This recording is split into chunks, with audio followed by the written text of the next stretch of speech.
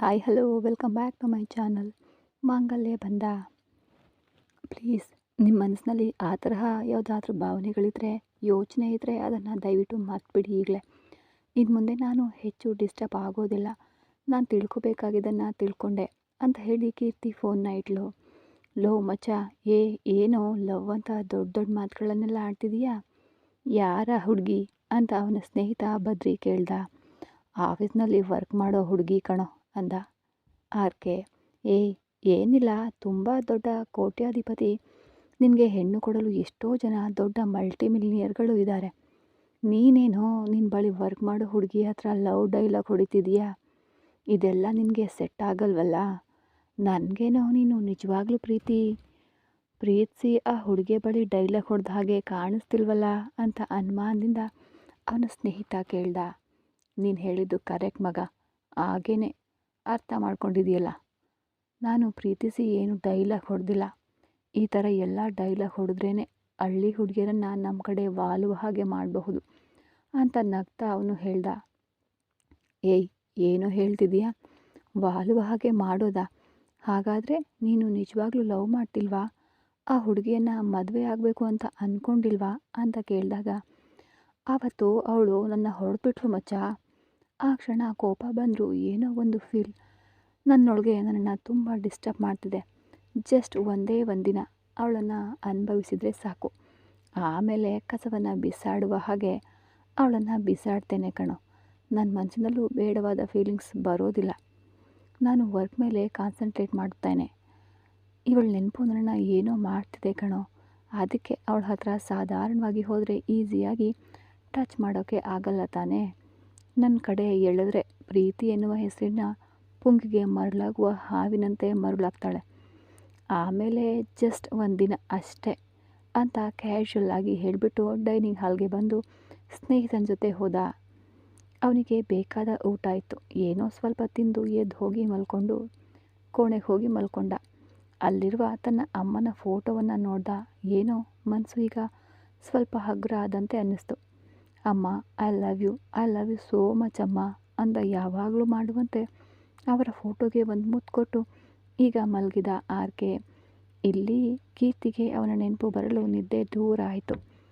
ಇತ್ತ ಸಾಮ್ರಾಟ್ ಮನೆಯಲ್ಲಿ, ಏನು ರಾಶಿಕಾ, ನೀನು ಒಂಥರ ಡಲ್ಲಾಗೇ ಇದೆಯಾ, ಏನಾಯಿತು ಅಂತ ಸಾಮ್ರಾಟ್ ತನ್ನ ಹೆಂಡತಿ ಬಳಿ ಕೇಳ್ದ.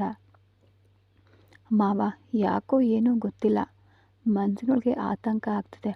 ಏನೋ ತಪ್ಪಾಗಿ ನಡೆಯುತ್ತೆ ಅಂತ ಒಳ ಮನಸ್ಸು ಹೇಳ್ತಾ ಇದೆ. ಅದೇನು ಅಂತ ಗೊತ್ತಿಲ್ಲ. ಆದರೆ ನಿಮ್ಮಿಂದ ಯಾವತ್ತೂ ದೂರ ಆಗಬಾರ್ದು ಅಂತ ನನ್ನ ಮನಸ್ಸು ಹಂಬಲಿಸ್ತಿದೆ. ಐ ಲವ್ ಯು ಮಾವ, ಐ ಲವ್ ಯು ಅಂತ ಅವನ ಎದೆ ಮೇಲೆ ವಾಲಿದ್ಲು ರಾಶಿಕಾ. ಇಲ್ಲಿ ನೋಡಿ ರಾಶಿಕಾ, ನೀನು ನನ್ನ ಜೀವ. ಏನೇ ಸಮಸ್ಯೆ ಬಂದರೂ ನಿನ್ನನ್ನು ನಾನು ಬಿಡೋದಿಲ್ಲ. ನಾನು ನಿನ್ನ ಜೊತೆ ಇರ್ತೀನಿ. ನೀನು ಚಿಂತೆ ಮಾಡಬೇಡ. ನನಗೆ ಒಂಥರ ಮುಜುಗರ ಆಗಿದೆ. ಆದರೂ ಏನು ಮಾಡೋದು, ನಡೆಯೋದು ನಡೆದಿದ್ದೆ. ನನಗೂ ಮನಸ್ಸಿಗೆ ಒಂಥರ ಇತ್ತು, ಒಂದು ವೇಳೆ ನಿನ್ನ ಅಪ್ಪ ಬಂದುಬಿಡ್ತಾನೇನೋ ಅನ್ನೋ ರೀತಿ. ನಿನ್ನ ಬಗ್ಗೆ ಮನೆಗೆ ಗೊತ್ತಾಗ್ಬಿಡ್ತೇನೋ ಅನ್ನೋ ಭಯ ಅಷ್ಟೇ. ಆದರೆ ಮಹದೇಶ್ನ ಬಳಿ ಕೇಳಿದೆ. ಕಣ್ಮಣಿ ಸೀಮಂತದ ಬಗ್ಗೆ ಅವರ ಬಳಿ ಏನೂ ಹೇಳಿಲ್ಲ. ಇನ್ನೂ ಹೇಳಬೇಕಂದ್ರೆ ಮಹದೇಶನಿಗೆ ನಿಮ್ಮ ಅಪ್ಪನನ್ನು ಕಂಡ್ರೆ ಇಷ್ಟ ಇಲ್ಲ. ಹಾಗಾಗಿ ಅವರು ಬರುವ ಅವಕಾಶ ಇಲ್ಲ. ನೀನು ಚಿಂತೆ ಮಾಡಬೇಡ. ಇನ್ನು 4 ದಿನದಲ್ಲಿ ಕಣ್ಮಣಿ ಸೀಮಂತ ಮುಗೀಲಿ. ಆಮೇಲೆ 1 ತಿಂಗಳ ನಂತರ ತಕ್ಷಣ ನಿನಗೆ ಸೀಮಂತ. ಒಳ್ಳೆಯ ರೀತಿಯಲ್ಲಿ ನಿನಗೆ ಸೀಮಂತ ಮಾಡ್ತೀನಿ.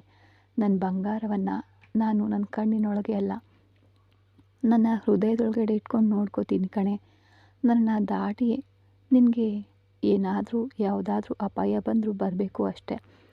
ನನ್ನನ್ನು ಮೀರಿ ನಿನಗೆ ಏನೂ ಆಗೋದಿಲ್ಲ. ಐ ಲವ್ ಯು ರಾಶಿಕಾ ಅಂತ ಅವಳ ಹಣೆಗೆ ಮುತ್ತಿಟ್ಟನು ಸಾಮ್ರಾಟ್. ಹೀಗೆ ಮರುದಿನ ಮುಂಜಾನೆ ಚೆನ್ನೈ ಸಿಟಿ DCP ಆಗಿ ಅಧಿಕಾರ ವಹಿಸ್ಕೊಂಡ ಸೂರ್ಯ. ಅವನು ತನ್ನ ಕ್ಯಾಬಿನ್ನಲ್ಲಿ ಕುಳಿತು ಕೊಠಡಿಯಲ್ಲಿ ತನ್ನ ಕೇಸ್ ಫೈಲ್ಗಳನ್ನು ನೋಡ್ತಾ ಇರುವಾಗ ಮಹದೇಶ್ನಿಂದ ಫೋನ್ ಬಂತು. ಏನಿದು ಹೊಸ ನಂಬರ್ ಅಂತ ಯೋಚಿಸ್ತಲೇ ಅಟೆಂಡ್ ಮಾಡಿ ಹಲೋ ಅಂದ ಸೂರ್ಯ, ನಾನು ಮಹದೇಶ ಮಾತನಾಡ್ತಾ ಇದ್ದೇನೆ ಅಂತ ಹಿಂಜರಿತಲೇ ಹೇಳ್ದ ಮಹದೇಶ. ಇವನು ಯಾಕೆ ಕಾಲ್ ಮಾಡ್ತಿದ್ದಾನೆ ಅಂತ ಕಿವಿಯಲ್ಲಿದ್ದ ಮೊಬೈಲನ್ನು ದೂರ ತೆಗೆದು ನೋಡಿದ ಸೂರ್ಯ. ಹಲೋ ಲೈನ್ಲಿ ಇದೆಯಾ ತಾನೇ ಅಂತ ಮಾದೇಶನ ಧ್ವನಿ ಕೇಳಿ ಮತ್ತೆ ಕಿವಿಗೆ ಇಟ್ಕೊಂಡ. ಇದೀನಿ ಹೇಳು, ಏನು ವಿಷಯ? ಹೊಸದಾಗಿ ಫೋನ್ ಎಲ್ಲ ಮಾಡ್ತಾ ಇದೀಯಾ ಅಂತ ಬಿಗಿಯಾದ ಧ್ವನಿಯಲ್ಲಿ ಸೂರ್ಯ ಕೇಳ್ದ. ಬುಧವಾರ ಕಣ್ಮಣಿಗೆ ಸೀಮಂತ ಇಟ್ಕೊಂಡಿದ್ದೀನಿ. ನಿನ್ನೆ ನಾನು ಮತ್ತು ಅಕ್ಕ ದೊಡ್ಡ ಮನೆಗೆ ಹೋಗಿ ಎಲ್ಲರಿಗೂ ಆಮಂತ್ರಣವನ್ನು ಕೊಟ್ಟು ಬಂದ್ವು. ನೀನು ಚೆನ್ನೈನಲ್ಲಿ ಇರೋದಾಗಿ ಸಾಮ್ರಾಟ್ ಹೇಳ್ದ. ಅದಕ್ಕೆ ನೇರವಾಗಿ ಬಂದು ಕರೆಯಲು ಆಗೋದಿಲ್ಲ, ಫೋನ್ನಲ್ಲಾದರೂ ಹೇಳೋಣ ಅಂತ ಹಿಂಜರಿಕೆಯಿಂದಲೇ ಮಾದೇಶ ಹೇಳ್ದ. ನಿಮ್ಮನೆಯ ವಿಶೇಷಕ್ಕೆಲ್ಲ ನನ್ನ ಬಳಿ ಯಾಕೆ ಹೇಳ್ತಿದೀಯಾ? ನನಗೂ ನಿನಗೂ ಏನು ಸಂಬಂಧ? ಆ ಓಡಿ ಹೋದವಳು ಆವತ್ತು ಬಂದು ದೊಡ್ಡ ನಾಯಕಿಯ ಹಾಗೆ ಡೈಲಾಗ್ ಹೊಡೆದಲ್ಲ, ನಾವೆಲ್ಲ ಸೋದ್ರ ಮಾವ ಅಲ್ಲ ಅಂತ. ಅವಳಿಗೆ ನೀನೇ ತಾನೇ ಸೋದ್ರ ಮಾವ? ಮೇಲಾಗಿ ತಾಳಿ ಕಟ್ಟಿ ಜೀವನ ಬೇರೆ ಕೊಟ್ಟಿದೀಯಾ. ಅವಳಿಗೆ ಏನು ಮಾಡೋದ್ರಿಂದ ನೀನೇ ಮಾಡ್ಕೊ, ನನಗೆ ಯಾಕೆ ಕಾಲ್ ಮಾಡ್ತಿದ್ದೀಯಾ? ನಾನು ಅವಳಿಗೆ ಸೋದ್ರ ಮಾವ ಅಲ್ಲ ಅಂತ ಸೂರ್ಯ ಕೋಪದಿಂದ ಮಾತನಾಡ್ದ. ನಮ್ಮೊಳಗಿನ ದ್ವೇಷವನ್ನೆಲ್ಲ ಮರೆತು ಇನ್ಮುಂದೆಯಾದರೂ ಒಟ್ಟಾಗಿರೋಣ ಅಂತ ನಾನು ಅಂದ್ಕೊಂಡಿದ್ದೀನಿ. ಆದರೆ ನೀನು ಇನ್ನೂ ನನ್ನನ್ನು ಶತ್ರುವಾಗಿಯೇ ನೋಡ್ತಿದೆಯಲ್ಲ. ಪರವಾಗಿಲ್ಲ ಬಿಡು. ಕಣ್ಮಣಿ ನಿನಗೂ ಹುಟ್ಟಿದ ಅಕ್ಕನ ಮಗಳು. ಸೋದರ ಮಾವ ಅನ್ನೋದು ತಾಯಿಗೆ ಸಮನಾದ ಸಂಬಂಧ. ಅದನ್ನು ಯಾವಾಗ ಅರ್ಥ ಮಾಡ್ಕೊಳ್ತೀಯೋ ಗೊತ್ತಿಲ್ಲ ಸೂರ್ಯ. ಆದರೂ ಕಣ್ಮಣಿ ವಿಷಯದಲ್ಲಿ ನೀನು ಆಡುವ ಮಾತನ್ನು ಕೂಡ ನಾನು ಸಹಿಸ್ಕೊಳ್ತೀನಿ. ಅವಳಿಗೆ ನಾನಿದ್ದೀನಿ, ನಾನು ನೋಡ್ಕೊಳ್ತೀನಿ, ಅದರಲ್ಲಿ ಸಮಸ್ಯೆ ಏನಿಲ್ಲ. ಆದರೆ ನೀಲು ವಿಷಯದಲ್ಲಿ ಕೂಡ ನೀನು ಹಾಗೇನೆ ಆತರಪಟ್ಟು ನಿರ್ಧಾರ ತಗೊಂಡೆ. ಗಂಡಾಗಿ ಮಾತನಾಡಲು ತಿಳಿದ ನಿನಗೆ ಒಬ್ಬ ಸೋದರ ಮಾವನಾಗಿ ಸ್ವಲ್ಪ ಯೋಚನೆ ಮಾಡಿದರೆ, ನಾವು ಎತ್ತಿ ಬೆಳೆಸಿದ ಹುಡುಗಿ ಆ ರೀತಿ ಮಾಡ್ತಾಳ ಅಂತ ನಿನಗೆ ಅನ್ನಿಸ್ತಿತ್ತು. ಹಾಗೆ ಯೋಚಿಸದೆ ಮಾತನಾಡಿ ಇವತ್ತು ತಲಾ ಒಂದೊಂದು ದಿಕ್ಕಿನಲ್ಲಿ ಕಷ್ಟಪಡ್ತಾ ಇದ್ದೀರಾ. ಇಲ್ಲಿ ನೋಡು, ಹೇಳಬೇಕಾಗಿದ್ದನ್ನು ನಾ ಹೇಳಿಬಿಟ್ಟೆ. ಇದ್ರ ಮೇಲೆ ನೀನು ಹಠ ಹಿಡ್ಕೊಂಡಿರೋದಾದರೆ ಧಾರಾಳವಾಗಿರು. ಅದ್ರ ಬಗ್ಗೆ ನನಗೆ ಯಾವುದೇ ತಕರಾರು ಇಲ್ಲ. ದೊಡ್ಡ ಮನೆಯಿಂದ ಎಲ್ಲರೂ ಸೀಮಂತಕ್ಕೆ ಬರ್ತೀವಿ ಅಂತ ಹೇಳಿದ್ದಾರೆ. ನಾನೇ ಮುಂದೆ ನಿಂತು ನಡೆಸ್ಕೊಡ್ತೀನಿ ಅಂತ ದೊಡ್ಡ ಅಯ್ಯ ಕೂಡ ಹೇಳಿದ್ದಾರೆ. ನಿನ್ನ ಬಳಿ ನಾನು ಹೇಳ್ತಾ ಇದ್ದರೆ ಅದು ನಿನಗೆ ಕೊಡುವ ಮರ್ಯಾದೆ ಆಗೋದಿಲ್ಲ. ಅದಕ್ಕಾಗಿ ನಾನು ಕಾಲ್ ಮಾಡಿ ಮಾತನಾಡ್ತಾ ಇದ್ದೀನಿ. ನೀನೇನೋ ಮಾತನಾಡಿದ್ದೀಯ, ಸರಿ ಬಿಡು. ಇದುವರೆಗೆ ನಮ್ಮೊಳಗೆ ಯಾವುದೇ ಒಡನಾಟ ಇಲ್ಲದೇ ಇತ್ತು. ಅಲ್ಲಿವರೆಗೆ ಯಾವುದೇ ಸಮಸ್ಯೆ ಇರಲಿಲ್ಲ. ಈಗ ಫ್ಯಾಮಿಲಿಯೆಲ್ಲ ಒಂದಾದಮೇಲೆ ನೀನು ಒಬ್ಬನೇ ಹೀಗೆ ದೂರ ನಿಲ್ಲೋದು ಚೆನ್ನಾಗಿರಲ್ಲ. ಇನ್ನು ಮುಂದೆಯಾದರೂ ಸ್ವಲ್ಪ ಅರ್ಥ ಮಾಡಿಕೊಂಡು ನಡೆಯಲು ಪ್ರಯತ್ನಿಸು ಸೂರ್ಯ ಅಂತ ಮಾದೇಶ ಹೇಳಿ ಫೋನ್ನ ಇಟ್ಟ. ಏನು ನಡೀತಿದೆ ಇಲ್ಲಿ? ದೊಡ್ಡ ಮನೆಯವರೆಲ್ಲ ಬರ್ತೀವಿ ಅಂದ್ರ ಅಂತ ಯೋಚಿಸಿದವನು ತಕ್ಷಣ ಸಾಮ್ರಾಟ್ಗೆ ಕಾಲ್ ಮಾಡ್ದ. ಇತ್ತ ಸಾಮ್ರಾಟ್ ಮನೆಯಲ್ಲಿ ರಾಶಿಕಾ ಹೀಗೆಯೇ ಸುಸ್ತಾಗಿ ಮಲಗಿದ್ರೆ ಹೇಗೆ, ಸ್ವಲ್ಪನಾದರೂ ಊಟ ಮಾಡಿ ಬಂದು ಮಲಗು ಕಣೆ, ಪ್ಲೀಸ್ ಕಣೆ ಅಂತ ಅವನು ಬೇಡ್ಕೊಳ್ತಾ ಇದ್ದ. ನನ್ನಿಂದ ಆಗ್ತಿಲ್ಲ ಮಾವ, ತುಂಬ ವಾಮಿಟ್ ಬರ್ತಿದೆ, ತಿನ್ನೋಕೆ ಆಗ್ತಿಲ್ಲ ಅಂತ ಸುಸ್ತಾಗಿ ಅವಳು ಹೇಳ್ತಾ ಇದ್ಲು. ಆಗ ಫೋನ್ ಬಂತು. ಸೂರ್ಯ ಕಾಲ್ ಮಾಡ್ತಿದ್ದಾನೆ, ಇರು ಮಾತನಾಡ್ಕೊಂಡು ಬರ್ತೀನಿ ಅಂತ ಹೇಳಿ ಸೂರ್ಯನ ಕಾಲ್ನ ಅಟೆಂಡ್ ಮಾಡಿ ಕಿವಿಗೆ ಇಟ್ಕೊಂಡ ಸಾಮ್ರಾಟ್. ಹೇಳು ಸೂರ್ಯ ಅಂದ ಸಾಮ್ರಾಟ್. ಅಣ್ಣ, ಅಲ್ಲಿ ಏನು ನಡೀತಿದೆ? ಮಾದೇಶ ಫೋನ್ ಮಾಡಿದ. ನಿನ್ನೆ ಕಣ್ಮಣಿ ಸೀಮಂತಕ್ಕೆ ಮನೆಗೆ ಬಂದು ಆಮಂತ್ರಣ ಕೊಟ್ಟಿದ್ದಾನಂತೆ. ದೊಡ್ಡವರೇ ಕುಟುಂಬದ ಸಮೇತ ನಾವು ಬಂದು ನಡೆಸ್ಕೊಡ್ತೀವಿ ಅಂತ ಹೇಳಿದ್ರಾ? ಏನು ಎಲ್ಲರೂ ಒಂದಾಗಿದ್ದೀರಾ ಅಂತ ಕೇಳ್ದ ಸೂರ್ಯ. ಯಾಕೋ ಇನ್ನೂ ಕೋಪದಿಂದಿದೆಯಾ? ಎಲ್ಲರೂ ಒಂದಾಗಿದ್ದಾರೆ. ಇನ್ನು ಹೇಳಬೇಕಂದ್ರೆ ಚಿಕ್ಕಮ್ಮ ಕೂಡ ಸೀಮಂತಕ್ಕೆ ಬರ್ತೀನಿ ಅಂತ ಅಶ್ವಿನಿ ಅಕ್ಕನಿಗೆ ಹೇಳಿ ಕಳಿಸಿದ್ದಾರೆ. ಇಲ್ಲಿ ನೋಡು ಸೂರ್ಯ, ಕೋಪವನ್ನೆಲ್ಲ ಪಕ್ಕಕ್ಕಿಟ್ಟು ಕಣ್ಮಣಿಗೆ ಸೋದರ ಮಾವನಾಗಿ ನೀನು ಕೂಡ ಅಲ್ಲಿಗೆ ಬಂದು ನಿಲ್ಲಬೇಕು ಕಣೋ ಸೂರ್ಯ ಅಂದ ಸಾಮ್ರಾಟ್.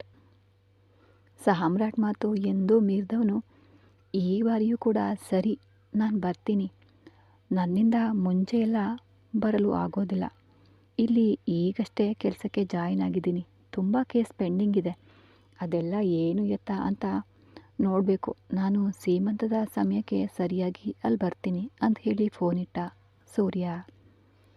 ನೀಲು ತನ್ನ ತಂಡದೊಂದಿಗೆ ಇತ್ತ ಸೇರಿ ಕೆಲಸವನ್ನು ಮಾಡ್ತಾ ಇದ್ಲು.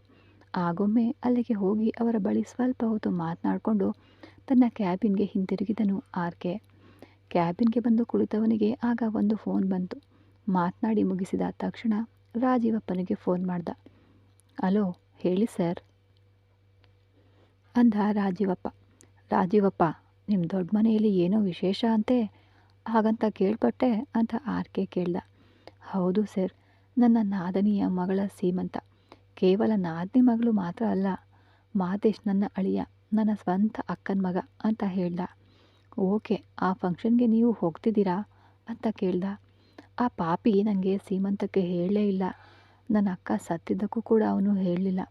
ನಾನಾಗಿ ವಿಷಯ ತಿಳಿದು ಹೋಗಿ ನೋಡಿದೆ. ಆಮೇಲೆ ಮಾರನೇ ದಿನ ಕಾರ್ಯ ಎಲ್ಲದಕ್ಕೂ ನಾನೇ ಹೋದೆ. ಆದರೆ ಯಾವುದಕ್ಕೂ ಆ ಪಾಪಿ ಹೇಳಲೇ ಇಲ್ಲ. ಈಗ ಅವನ ಹೆಂಡತಿಯ ಸೀಮಂತ, ಅದಕ್ಕೂ ಕೂಡ ಹೇಳಲಿಲ್ಲ ನನಗೆ. ನನಗೆ ಮಾತ್ರ ಅಲ್ಲ, ನಮ್ಮ ದಾಯಾದಿಗಳು ಒಂದು 20 ಮನೆಗಳಿವೆ, ಯಾರಿಗೂ ಕೂಡ ಅವನು ಹೇಳಿಲ್ಲ. ಅದಕ್ಕೆ ಎಲ್ಲರೂ ಕೋಪದಲ್ಲಿದ್ದಾರೆ. ಅವ್ರ ಮನೆ ಹೊಸ್ತಿಲನ್ನೇ ತುಳಿಬಾರ್ದು ಅಂತ ರಾಜೀವಪ್ಪ ಹೇಳ್ದ. ನೀನೇನು ಮಾಡ್ತೀಯ ರಾಜೀವಪ್ಪ ಅಂತ ಅಧಿಕಾರಿಯುತ ಧ್ವನಿಯಲ್ಲಿ ಆರ್ಕೆ ಕೇಳ್ದ. ಮರ್ಯಾದೆ ಕೊಡ್ದವ್ರ ಮನೆ ಬಾಗಿಲಿಗೆ ಹೇಗೆ ಸರ್ ಹೋಗೋಕ್ಕೆ ಸಾಧ್ಯ? ಹೋಗೋಕ್ಕಾಗುತ್ತೆ. ಅದಕ್ಕೆ ನಾನು ಕೂಡ ಹೋಗಲ್ಲ ಸರ್ ಅಂದ ರಾಜೀವ. ನೀನು ಹೋಗಬೇಕು. ನಾನು ಹೇಳಿದ್ದನ್ನು ಸರಿಯಾಗಿ ಮಾಡು. ಅವರೆಲ್ಲ ತುಂಬಾ ಒಗ್ಗಟ್ಟಾಗಿ ಇದ್ದಾರೆ. ಅವರು ಒಗ್ಗಟ್ಟಾಗಿರೋವರೆಗೂ ನಮ್ಮಿಂದ ಏನು ಮಾಡಲು ಆಗೋದಿಲ್ಲ. ಮೊದಲು ಅವರನ್ನು ಬೇರೆ ಬೇರೆ ಮೂಲೆಗೆ ಚದುರಿಸಬೇಕು. ಆಮೇಲೆ ನಾವು ಅಂದ್ಕೊಂಡಿದ್ದನ್ನು ಸಾಧಿಸಬಹುದು ರಾಜೀವಪ್ಪ. ನೀನು ಹೋಗು. ನಾನು ಹೇಳೋದನ್ನು ಗಮನವಿಟ್ಟು ಕೇಳ್ಕೊ. ಅದನ್ನು ಮಾತ್ರ ಮಾಡಿದೆ ಅಂದರೆ ಸಾಮ್ರಾಟ್ ಮತ್ತು ರಾಶಿಕಾ ಇಬ್ಬರು ದೂರ ಆಗ್ತಾರೆ. ಆಮೇಲೆ ಸಾಮ್ರಾಟ್ ಮನೆಯಲ್ಲೂ ಭೂಕಂಪ ಸೃಷ್ಟಿಯಾಗುತ್ತೆ.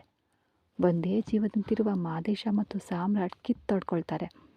ಅಲ್ಲಿ ಒಬ್ಬ ಕಾಕಿ ಬಟ್ಟೆ ಹಾಕ್ಕೊಂಡು ಹಾರಾಡ್ತಿದ್ದಾನೆ ಅಲ್ವಾ, ಅವನನ್ನು ನಾನೇ ಅಡಗಿಸ್ತೀನಿ. ನಾನು ಹೇಳಿದ್ದನ್ನು ಮಾತ್ರ ಸ್ಪಷ್ಟವಾಗಿ ಕೇಳ್ಕೊ ಅಂತ ಕೆಲವು ಪ್ರಮುಖ ಮಾಹಿತಿಗಳನ್ನು ಆಕೆ ಹೇಳಿದನು. ರಾಜೀವಪ್ಪನಿಗೆ ಭಯದಿಂದ ಬೆವರಲು ಆರಂಭಿಸ್ತು. ಸರ್, ನೀವು ಹೇಳೋದನ್ನು ನೋಡಿದರೆ ನನಗೆ ಸ್ವಲ್ಪ ಭಯ ಆಗ್ತಿದೆ. ಸ್ವಲ್ಪ ಮಿಸ್ ಆದರೂ ಅವ್ರ ಅಣ್ಣ ತಮ್ಮದಿರೆಲ್ಲ ಸೇರಿ ನನ್ನನ್ನು ಸೀಳು ಹಾಕಿಬಿಡ್ತಾರೆ ಸರ್ ಅಂದ. ಇಲ್ಲಿ ನೋಡು, ನಾನು ಹೇಳಿದ್ರಲ್ಲಿ ಯಾವುದು ಮಿಸ್ ಆಗಬಾರ್ದು. ಹೀಗೊಂದು ವೇಳೆ ಮಿಸ್ ಆಗಿ ಅವರು ನಿನ್ನನ್ನು ಸೀಳ್ತಾರೋ ಇಲ್ವೋ ಗೊತ್ತಿಲ್ಲ. ನಿನ್ನನ್ನು ನಾನು ಮಾತ್ರ ಜೀವಂತವಾಗಿ ಪೋಸ್ಟ್ ಮಾರ್ಟಮ್ ಮಾಡಿಬಿಡ್ತೀನಿ. ನಾನು ಹೇಳಿದ್ದು ಕರೆಕ್ಟಾಗಿ ಮಾಡು. ಸೀಮಂತದ ಸಮಯದಲ್ಲಿ ನಡಿಬೇಕು. ಒಂದೇ ಒಂದು ಬಾಂಬ್, ಟೋಟಲಾಗಿ ಎಲ್ಲವೂ ಕ್ಲೋಸ್ ಆಗುತ್ತೆ ಅಂತ ಹೇಳ್ದ ಆರ್ಕೆ. ನೀವೇನು ಹೇಳ್ತಿದ್ದೀರಾ?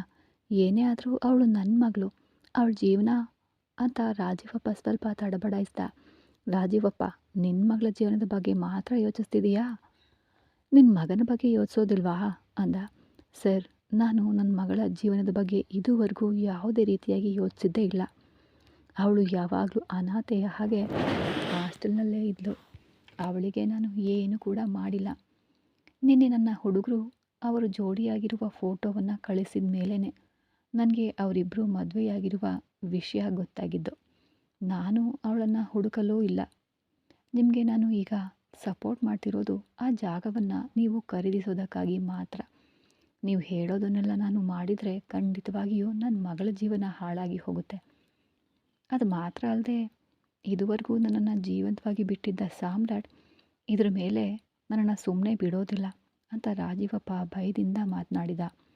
ಸರಿ ಬಿಡು ರಾಜೀವಪ್ಪ, ಹಾಗೆಯೇ ನಿನ್ನ ಬೆಡ್ರೂಮ್ನಿಂದ ಹೊರಗೆ ಇಣುಕು ನೋಡು ಅಂತ ಸಾಧಾರಣವಾಗಿ ತನ್ನ ಹಣೆಯನ್ನು ಉಜ್ಕೊಳ್ತಾ ಆರ್ಕೆ ಹೇಳ್ದ. ಅವನು ತನ್ನ ಬೆಡ್ರೂಮ್ನಿಂದ ಹೊರಗೆ ಇಣುಕಿ ನೋಡಿದರೆ 4 ಜನ ದೇಹ ದಾಢ್ಯದವರು ಕಪ್ಪು ಬಟ್ಟೆ ಧರಿಸಿ ಅವನ ಬೆಡ್ರೂಮ್ಗೆ ನೇರವಾಗಿ ಬಂದೂಕು ಹಿಡಿದು ನಿಂತಿದ್ರು. ಸರ್, ಏನಿದು? ಯಾರೋ 4 ಜನ ನನ್ನನ್ನು ಶೂಟ್ ಮಾಡಿ ಕೊಲ್ಲಲು ನೋಡ್ತಾ ಇದ್ದಾರೆ ಅಂತ ಪ್ರಾಣ ಭಯದಿಂದ ರಾಜೀವಪ್ಪ ಮಾತನಾಡ್ದ. ಅದು ನನ್ನ ಹುಡುಗರೆ. ನಿನ್ನನ್ನು ನಾನು ವಾಚ್ ಮಾಡ್ತಿಲ್ಲ ಅಂತ ಅಂದ್ಕೋಬೇಡ. ಯಾವಾಗ ನಿನ್ನ ಮಗಳೇ ಆ ಸಾಮ್ರಾಟ್ ಹೆಂಡತಿ ಅಂತ ನನಗೆ ಗೊತ್ತಾಯ್ತೋ ಆಗಲೇ ನಿನ್ನನ್ನು ವಾಚ್ ಮಾಡಲು ಆಳುಗಳನ್ನು ಬಿಟ್ಟು ಇಟ್ಟೆ. ಅದು ಮಾತ್ರ ಅಲ್ಲದೆ, ಅಲ್ಲಿ ಏನು ನಡೀತಾ ಇದೆ, ಏನು ಎತ್ತ ನಡೀತಿದೆ ಎಲ್ಲವನ್ನು ಆಗಾಗ ಅಪ್ಡೇಟ್ ಮಾಡಲು ನನಗೆ ಅಲ್ಲಿ ಆಳುಗಳಿದ್ದಾರೆ. ಇತ್ತೀಚೆಗೆ ಒಂದು 4 ಜನರನ್ನು ಅರೆಸ್ಟ್ ಮಾಡಿದ್ದಾರೆ. ಏನೋ ಅವರ ಪರಂಪರೆಯ ವಜ್ರದ ಕಿರೀಟ ಕದಿಯಲು ಪ್ಲ್ಯಾನ್ ಮಾಡಿದ್ರು ಅಂತ. ಅದು ಏನು ಎತ್ತ ಅಂತ ಇನ್ನೂ ವಿಚಾರಿಸಿಲ್ಲ. ಇನ್ನು ಮುಂದೆ ವಿಚಾರಿಸಬೇಕು. ಒಟ್ಟಾರೆಯಾಗಿ ಅವನ ಕುಟುಂಬದ ಬಗ್ಗೆ ಜಾಲಾಡಿ ತಿಳ್ಕೊಳ್ತಾ ಇದ್ದೀನಿ. ನನಗೆ ಬೇಕಾಗಿರೋದು ಅವನ ಕುಟುಂಬ ಛಿದ್ರವಾಗಬೇಕು ಅನ್ನೋದು ಅಷ್ಟೇ. ಇದರಲ್ಲಿ ನನ್ನ ಸ್ವಂತ ವಿಚಾರವೂ ಕೂಡ ಅಡಗಿದೆ. ಅದು ಏನು ಅನ್ನೋದೆಲ್ಲ ನಡೆದು ಮುಗಿದ ಮೇಲೆ ನಿನ್ನ ಬಳಿ ಹೇಳ್ತೀನಿ. ನಾನು ಹೇಳೋದನ್ನು ಕರೆಕ್ಟಾಗಿ ಕೇಳಿಸ್ಕೊ. ಸೀಮಂತದಲ್ಲಿ ಹೀಗೆ ಮಾಡಬೇಕು, ಇಲ್ಲದೇ ಇದ್ದರೆ ಎಲ್ಲವನ್ನು ಖಾಲಿ ಮಾಡಿಬಿಡ್ತೇನೆ. ನಿನ್ನ ಮಗ ಲಂಡನ್ನಲ್ಲಿ ಓದ್ತಿದ್ದಾನೆ ಅಲ್ವಾ? ಅಲ್ಲಿಯೂ ನನ್ನ ಆಳುಗಳು ಅವನನ್ನು ವಾಚ್ ಮಾಡ್ತಲೇ ಇದ್ದಾರೆ. ಅಂತ ಹೇಳಿ ಫೋನ್ ಇಟ್ಟನು ಆರ್ಕೆ. ಇತ್ತ ಸಾಮ್ರಾಟ್, ಆ ಜಾಗವನ್ನು ನಾನು ಖರೀದಿಸಬೇಕು ಅಂದ್ಕೊಂಡಿರೋದು ನನ್ನ ಕಾರ್ ಫ್ಯಾಕ್ಟರಿಗಾಗಿ ಅಲ್ಲ. ಆ ಜಾಗ ನಿನಗೆ ತಿಳಿಯದ ಒಂದು ನಿಧಿ. ಆದಷ್ಟು ಬೇಗ ಅದನ್ನು ವಶಪಡಿಸ್ಕೊಳ್ತೇನೆ ಅಂತ ವಿಲನ್ನಂತೆ ನಗ್ತಾ ಲ್ಯಾಪ್ಟಾಪ್ನಲ್ಲಿ ಸಾಮ್ರಾಟ್ನ ಫೋಟೋವನ್ನು ನೋಡ್ತಾ ಇದ್ದ ಆಕೆ. ಅದೇ ಸಮಯದಲ್ಲಿ ಮಾದೇಶ್ನ ಕಡೆಯಿಂದ ನೀಲುಗೆ ಫೋನ್ ಬಂತು. ಕೀರ್ತಿ ಊರಿನಿಂದ ಮಾವ ಕಾಲ್ ಮಾಡ್ತಿದ್ದಾರೆ, ನಾನು ಮಾತನಾಡಿ ಬರ್ತೀನಿ ಅಂತ ಹೇಳಿ ಅವಳು ಫೋನ್ನ ತಗೊಂಡು ಹೊರಗೆ ಬಂದಳು. ಕಾಲ್ ಅಟೆಂಡ್ ಮಾಡಿದವಳು, ಮಾವ ಚೆನ್ನಾಗಿದ್ದೀರಾ ಅಂತ ಕೇಳಿದ್ಲು. ನೀಲು, ನಾವು ಚೆನ್ನಾಗಿದ್ದೀವಮ್ಮ. ಬರುವ ಬುಧವಾರ ಕಣ್ಮಣಿಗೆ ಸೀಮಂತ ಇಟ್ಟಿದ್ದೀನಿ. ದೊಡ್ಡ ಮನೆಯವರು ಎಲ್ಲರ ಬಳಿಯೂ ಹೇಳಿಯಾಗಿದೆ. ನಿನ್ನ ಗಂಡನಿಗೂ ಕೂಡ ಫೋನ್ ಮಾಡಿ ಹೇಳಿದೆ. ಆದರೆ ಅವನು ಸ್ವಲ್ಪ ಕೋಪದಲ್ಲೇ ಇದ್ದಾನೆ. ಆದರೆ ಖಂಡಿತ ಬರ್ತಾನೆ. ನೀನು ಕೂಡ ಗರ್ಭಿಣಿಯಾಗಿರೋದ್ರಿಂದ ಬರಲು ಆಗೋದಿಲ್ಲ. ಆದರೂ ನೀನು ವಿಡಿಯೋ ಕಾಲ್ನಾದರೂ ಮಾಡು, ಕಣ್ಮಣಿ ಜೊತೆ ಮಾತನಾಡು. ಅವಳು ನಿನ್ನ ಬಗ್ಗೆ ನೆನೆಸ್ಕೋತಾ ಇದ್ದಾಳೆ ಅಂತ ಹೇಳ್ದ ಮಾದೇಶ.